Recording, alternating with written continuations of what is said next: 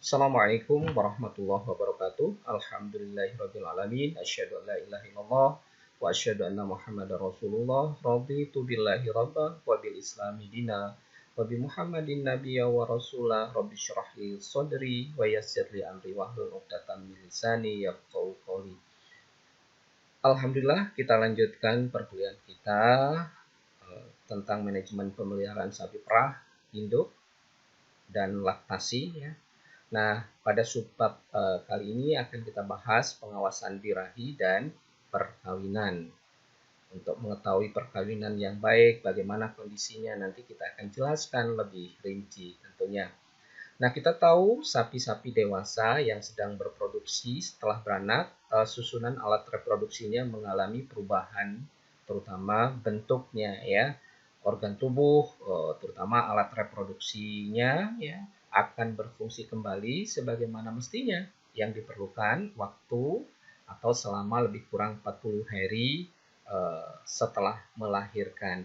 Jadi ada proses di dalamnya yang dikenal dengan involusi, di mana alat reproduksi tersebut akan kembali ke posisi normal ya. Bisa kita lihat ya, awalnya waktu ternak itu bunting, biasanya kita akan melihat betapa besarnya perutnya ya, perut sapi tersebut atau sapi perah tersebut.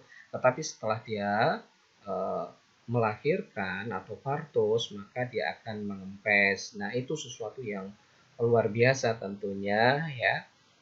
Dia akan bisa kembali pada posisi semula. Umumnya sapi-sapi yang sehat cukup mendapatkan pakan dengan kualitas dan kuantitasnya. Setelah masa ovulasi ya, sapi akan menunjukkan tanda-tanda sapi minta kawin atau birahi kembali. Dengan syarat tadi ya, itu pentingnya pemberian makan ya, terutama kuantitas dan kualitas. Tidak cukup dengan kuantitasnya saja, tapi diperlukan juga kualitas pakan itu yang baik. Oleh karena itu, terutama di daerah kita di Indonesia, di daerah tropis yang kita ketahui 2 musim, itu sering terjadi kelangkaan atau paceklik di musim kemarau. Untuk pemeliharaan atau manajemen pengelolaan sapi perah tidak boleh ya, tidak boleh terjadi perbedaan antara musim penghujan dan musim kemarau untuk pakannya. Kalau misalnya kita lakukan hal ini, maka bisa menimbulkan atau dampak bagi produksi susunya. Sebaiknya sapi-sapi dewasa yang telah beranak dilakukan perkawinan kembali setelah terlihat birahi yang kedua, yaitu sekitar 50 atau sampai dengan 60 hari setelah beranak. Nah, itu harus kita siapkan, atau paling lambat 3 bulan sesudah melahirkan, sehingga diharapkan sapi akan beranak setiap 12 bulan. Ingat pada materi yang sebelumnya kita tekankan di sini bahwa sapi perah itu tidak boleh terlambat di dalam buntingnya ya.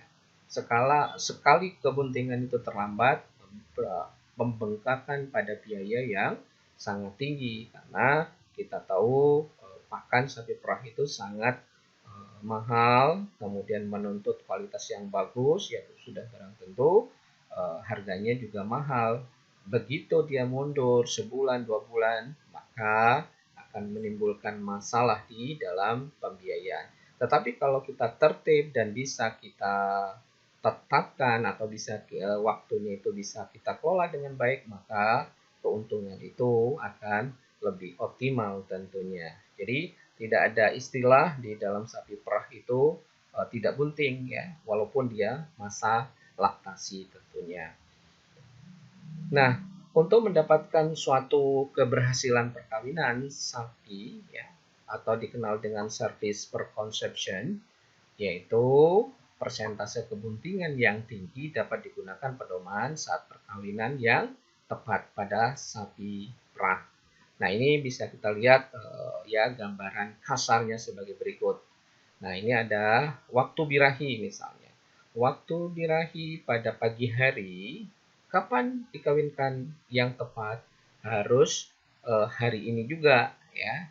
Kemudian kalau terlambat kapan? Esok pagi. Jadi kalau esok pagi baru dikawinkan itu maka terlambat ya. Nah, kalau sapi itu birahi pada siang hari, kapan dikawinkannya? Harus siang hari itu juga ya.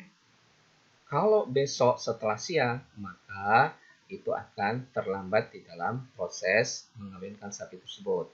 Nah, bagaimana kalau misalnya sapi tersebut birahinya malam hari? Maka bisa dikawinkan sapi tersebut esok pagi sampai siang hari. Kalau misalnya esok setelah sore atau malam hari, maka itu akan terlambat.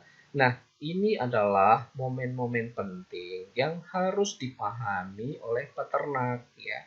Kalau di perusahaan besar itu ada petugas khusus. Ya, misalnya ada dokter hewan yang memang ditugasi mengawasi sapi-sapi yang birahi itu dan disiapkan untuk inseminasi buatan. Karena ini kalau terlambat, kalau tidak tepat mengawinkan atau mengIB, maka bisa dijamin tidak akan terjadi atau kemungkinan terjadinya kebuntingan itu sangat rendah gitu ya. Jadi itu harus dipahami di dalam mengolah atau memanage sapi perah ini diperlukan pengetahuan yang sangat bagus ya, maksudnya dibandingkan dengan ternak lain itu harus ditingkatkan kemampuannya di dalam pengelolaan, terutama pengelolaan di sistem perkawinannya. Oke. Kemudian bagaimana lama birahi untuk sapi dewasa? Itu rata-rata sekitar 18 jam. Tidak terlalu lama. Ini makanya momen-momen ini harus peternak itu harus tahu bahwa tidak lama. 18 jam itu kan kurang dari 24 jam ya. Jadi itu harus benar-benar, makanya di beberapa tempat itu seperti di Jawa itu ada istilah yang mudah untuk mengingat sapi perah itu sedang birahi ya, dengan istilah Jawa tentunya. Kalau di Bengkulu kita belum tahu istilahnya. Misalnya begini, abang, abo, anget, ayit. Jadi 4A. Abang itu bagaimana? Organ reproduksinya abang itu adalah memerah ya, merah. Kemudian abuh, abuh itu dalam bahasa Jawanya itu bengkak ya. Kemudian hangat, kalau misalnya dipegang itu hangat. Kemudian berikutnya adalah ayit. Ayit itu adalah keluar lendir. Nah, ini tanda-tanda yang mungkin bisa diberikan kepada peternak pengetahuan ini. Nah, kalau di istilah di Bengkulu mungkin agak aneh ya, karena memang apalagi di Bengkulu ini terdiri dari beberapa suku yang mungkin bahasanya berbeda. Tetapi kalau memang bisa mendapatkan sesuatu ini istilah juga boleh juga ya di ini, atau kita bikin istilah yang pas dari provinsi Bengkulu misalnya dengan suku Rejang misalnya, itu boleh-boleh saja ya Anda berinovasi supaya peternak itu punya pengetahuan yang baik ya terhadap hal ini, karena ini adalah golden moment ya. Kalau lewat maka kemungkinan buntingnya itu menurun. Nah, bagaimana rata-rata untuk sapi darah itu sekitar 15 jam. Jadi sapi darah itu lebih pendek itu birahinya. Nah, masa birahi tersebut akan diulangi lagi 21 hari ya. Tetapi ada beberapa sapi siklus birahinya bervariasi antara 18 sampai 21 hari. Jadi kalau momen ini terlambat bisa dipastikan akan mundur itu minimal 21 hari. Nah, bisa dibayangkan berapa kerugian yang akan terjadi kalau misalnya IB-nya atau kebuntingannya itu mundur, ya sudah hilang 21 hari. Kita hanya memberi pakan saja tanpa kita mendapatkan penghasilan dari susu yang terbaik tentunya. Nah, berikutnya kita akan bahas tentang birahi tenang atau silent heat ya. Ini sering terjadi juga. Sapi tidak memperlihatkan tanda-tanda ya bahwa dia birahi. Nah, terdapat pula beberapa ekor sapi yang menunjukkan sifat birahi yang tenang ini, ya, banyak di lapangan terjadi. Dalam hal ini tidak tampak tanda-tanda birahi yang jelas pada sapi tersebut. Nah, keadaan ini akan menyulitkan untuk mengetahuinya ada birahi tidak sapi tersebut. Nah, biasanya keadaan tersebut sering terjadi pada sapi dewasa yang mempunyai produksi cukup tinggi, ya. Jadi di satu sisi ada keuntungannya, sapi dewasa itu biasanya cukup tinggi ininya produksi susunya. Nah, untuk mendeteksi birahi tenang ini dapat menggunakan sapi jantan, ya, yang diberi otot pada bagian perutnya yang diberi zat pewarna. Karena bagaimanapun pejantan itu lebih sensitif dia, ya, daripada orang atau manusia. Kalau orang atau manusia sepandai-pandainya dia mendeteksi paling dari eksteriornya, dari luar dia melihat tanda-tandanya. Tetapi kalau misalnya sapi pejantan dia punya indera yang mengetahui walaupun dia silent hit tadi, birahi tenang. Sehingga andai kata sapi jantan tersebut menaiki betina yang birahi, maka tidak akan dapat mengawini tetapi hanya meninggalkan tanda pewarna tersebut pada bagian punggungnya.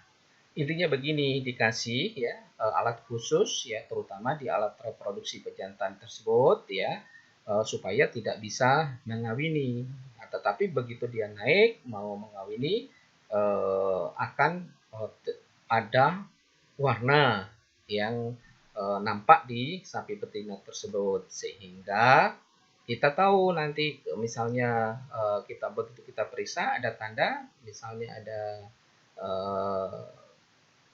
semacam pewarna tersebut, maka itu indikasi bahwa sapi betina tersebut sudah dinaiki sapi pejantan dan kemungkinan itu birahi.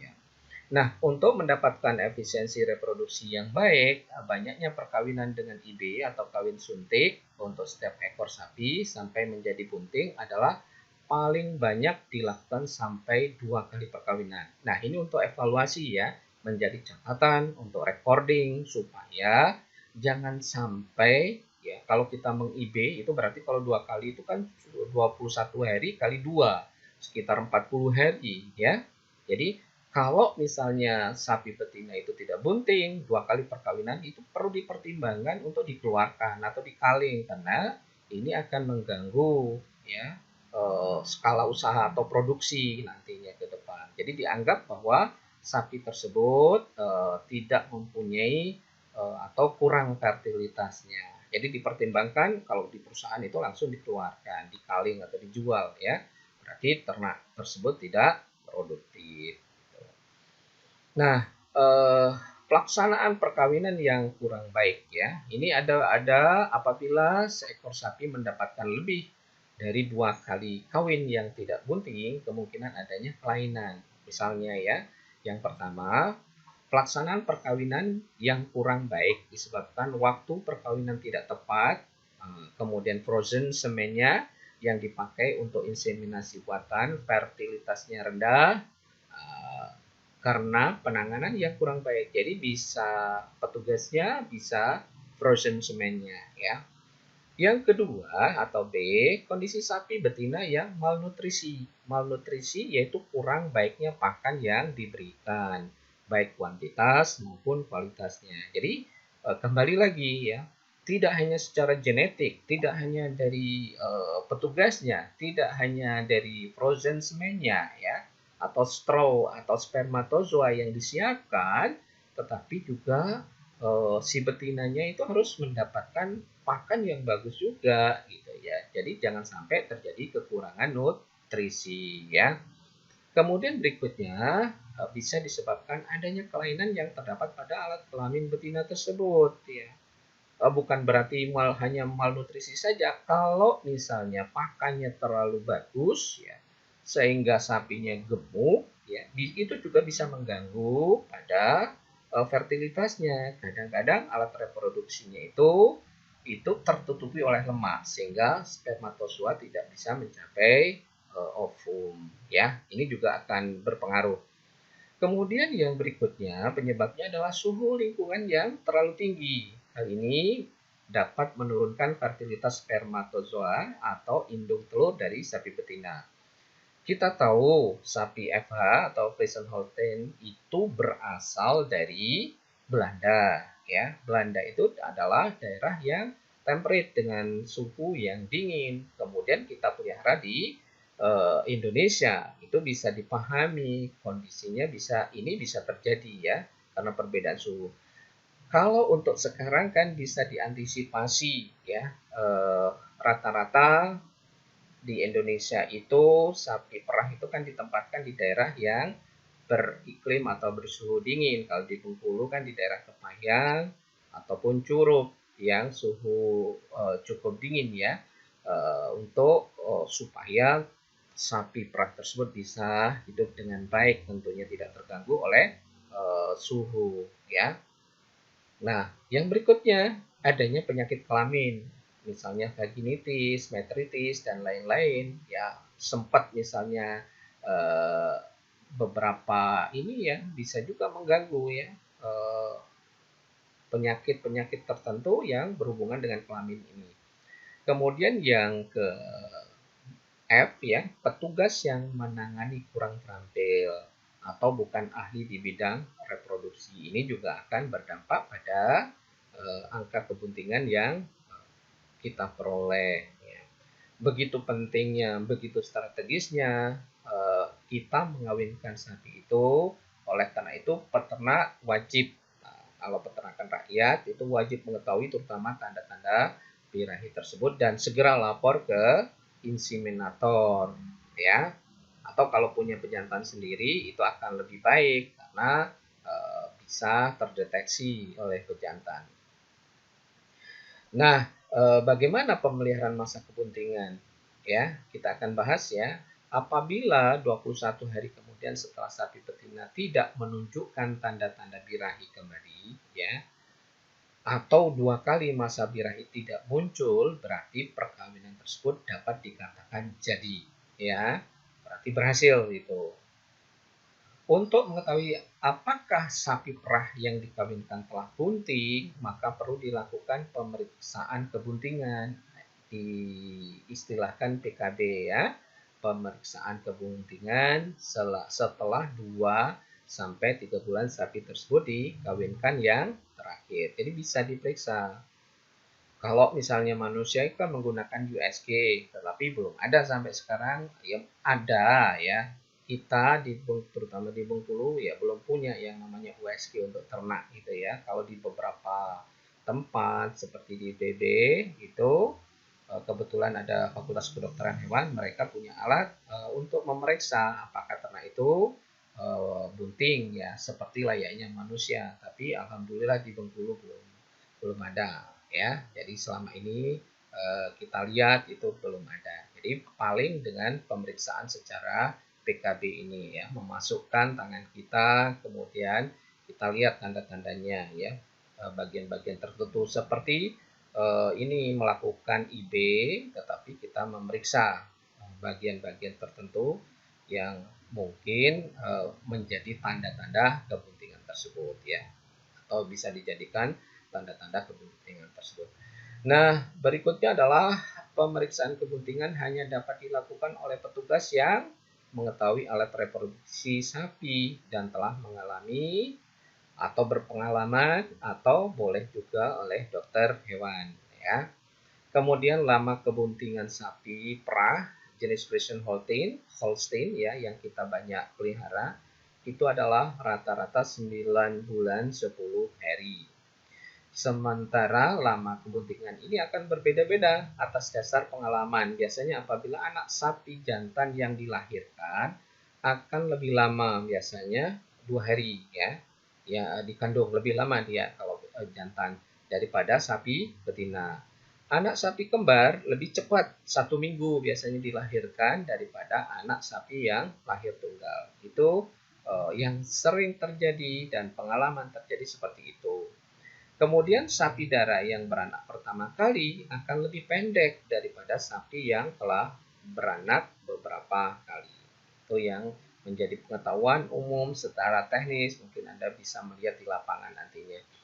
Nah, pada sapi darah yang baru pertama kali bunting akan terjadi perubahan-perubahan pada bagian tubuhnya, terutama akan terlihat ambing yang tumbuh dan membesar dengan cepat. Ambing itu kadang-kadang ada juga yang tidak tahu apa sih ambing itu, Pak, ya. Bapak jelaskan lagi. Ambing itu adalah kalau pada manusia itu adalah payudara, ya. Ambing ya. Kemudian ada putingnya. Sedangkan pada sapi yang sedang laktasi, produksi susu akan menurun sejalan dengan umur kebuntingan. Jadi, misalnya 3 bulan puncak produksi susu itu biasanya dicapai antara 3 bulan ya, 2-3 bulan itu puncak-puncak biasanya yang sering terjadi itu adalah 3 bulan puncak produksi. Tetapi tidak menutup kemungkinan kalau pakannya nggak bagus, itu bisa maju dia. Puncak produksinya bisa 2 bulan kedua dan itu akan menurun terus. Nah, ini jangan sampai terjadi. Kalau produksi yang bagus harus ditopang dengan pakan yang bagus ya. Kemudian sapi-sapi bunting hendaknya dikelompokkan menjadi satu dengan sapi-sapi bunting yang lain dan ditempatkan dalam satu kandang terpisah. Jadi jangan sampai terganggu atau diganggu sapi yang lain, misalnya ditabrak atau ditubruk, itu bisa menimbulkan masalah nantinya ya pada kebuntingan sapi tersebut. Sapi-sapi yang sedang bunting diberikan kesempatan untuk gerak badan setiap hari dengan jalan-jalan atau exercise ya, atau dilepas di lapangan. Kalau punya padang pengembalan ya boleh dilepas ya. Kemudian pengembalan selama 2 jam pada pukul 7 sampai 9 pagi yang dilakukan 2 kali seminggu bisa dilakukan ya. Untuk apa? Supaya peredaran darah dalam tubuh menjadi lancar sehingga kesehatan anak yang dikandung lebih baik. Kesulitan kelahiran dapat dihindarkan, mencegah terjadinya retensio sekundarium dan pemeliharaan kuku agar tetap sehat. Jadi kukunya itu juga perlu dipelihara. Karena kalau misalnya terlalu panjang, itu akan berdampak pada posisi berdiri dan itu akan berdampak terhadap produksi termasuk status kebuntingannya ya. Sapi-sapi bunting ini setiap pagi harus dimandikan, termasuk kebersihan kuku, lipatan ambing pada waktu sebelum diberi makan konsentrat atau dilepas ke pengembalaan. Kandangnya pun harus selalu bersih ya. Makanya di dalam usaha sapi perah itu wajib hukumnya ya sumber air itu tercukupi dengan baik. Ya. Kemudian kita bahas tentang pemberian air minum. Sebaiknya diberikan sesukanya atau ada istilah ad libitum atau tidak terbatas. Ya silakan sapi itu mau minum sebanyak apa, pokoknya disiapkan ya. Dan bak minum setiap hari harus dibersihkan dan diganti air yang bersih tentunya. Ya, tidak boleh ya airnya dari sungai langsung yang seperti susu coklat itu akan berdampak bagi kesehatan ternak ya. Kalau bisa usahakan punya sumur, tetapi kalau ada sungai yang bagus boleh saja ya. Dari sumur yang jernih ya seperti layaknya yang dikonsumsi oleh manusia, cuma bedanya sapi mungkin nggak usah direbus tentunya ya. Sebulan menjelang kelahiran, sapi bunting diberikan makanan yang berprotein tinggi yang dimaksudkan untuk steaming up ya.